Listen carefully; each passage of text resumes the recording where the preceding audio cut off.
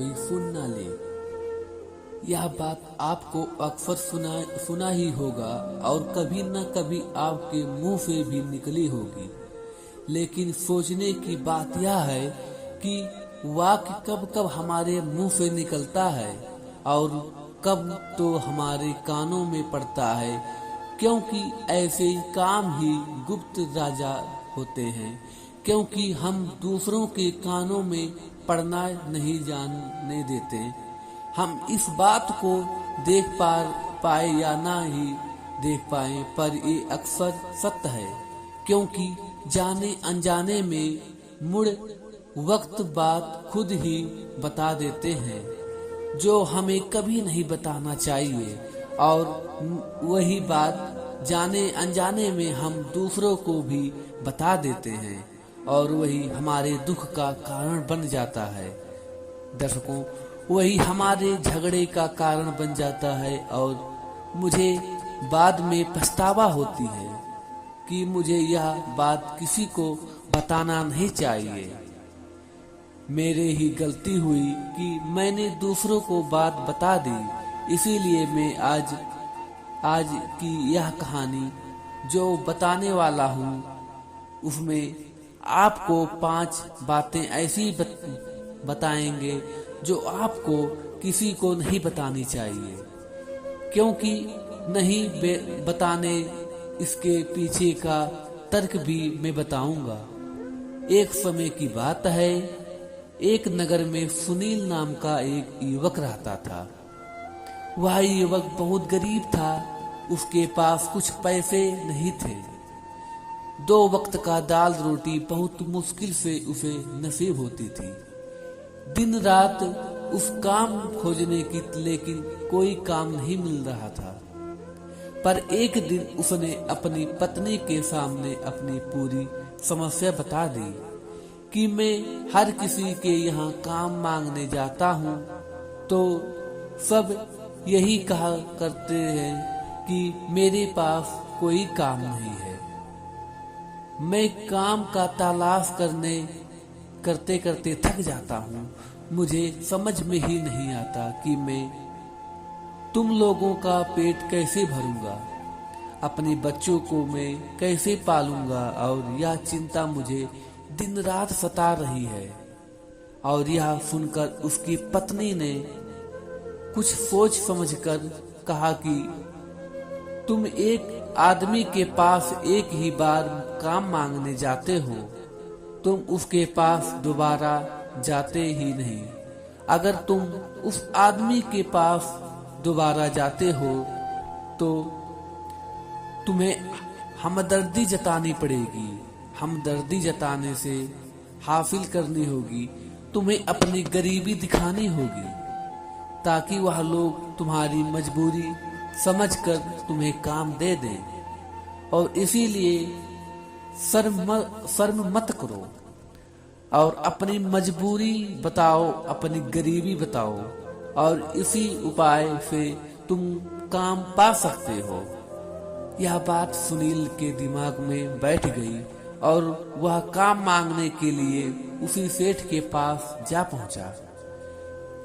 पर वह पिछले दिन काम मांगने गया था और इस बार उसने सेठ के सामने हाथ जोड़कर प्रार्थना की और उसे वेतन की मैं बहुत गरीब हूँ, विनती की कि मैं बहुत गरीब हूँ और मुझे काम की बहुत जरूरत है, और जो कुछ भी देंगे मैं उसमें संतुष्ट हो जाऊंगा, और कृपया मुझे अपनी यह काम पर रख लो।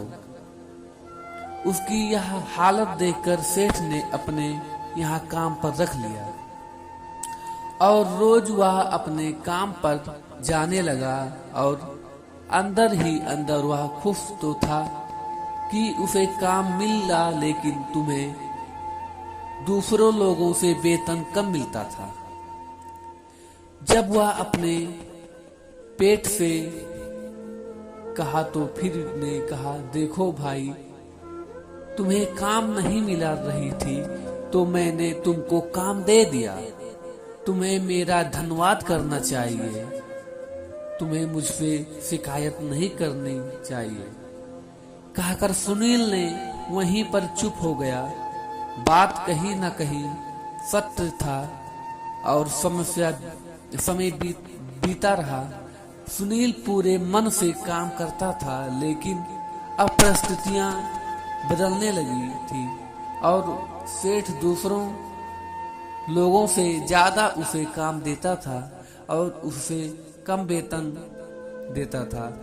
यह बात सुनील के मन में बहुत चुभा करती थी और दूसरों से ज्यादा मेहनत कर रहा था और दूसरे से कम वेतन पा रहा था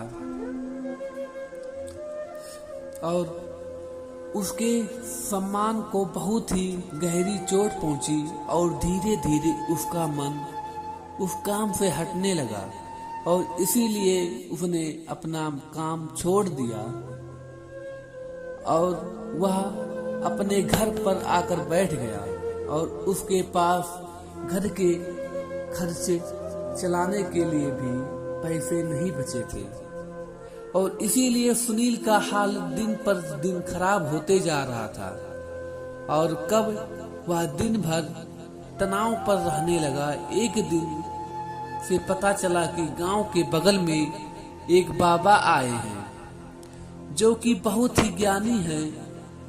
सुनील इतनी तनाव में था कि कोई रास्ता नहीं दिखाई दे रहा था उसे, इसीलिए सुनील बाबा के पास पहुंच जाता है।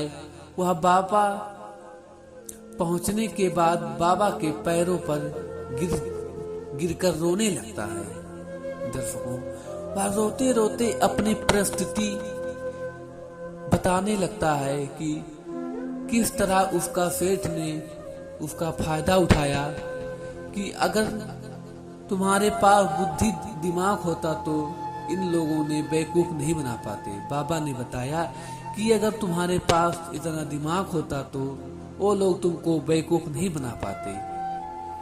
आज तुम्हें मैं 5 बातें बताने जा रहा हूं जो कि भूल कर भी किसी को मत बताना और तुम एक बाहरों से दुख मिलने वाले से लड़ सकते हो। पहली बात जो किसी को नहीं बताना चाहिए,